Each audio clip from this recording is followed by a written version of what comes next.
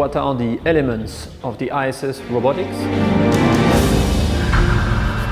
What is a normal day on board the station?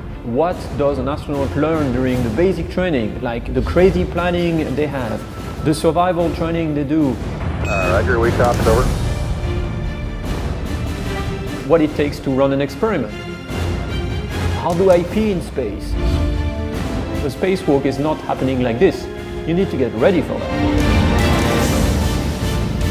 We will see the task of the robotic arm on board the space station, track and capture, hand controller techniques.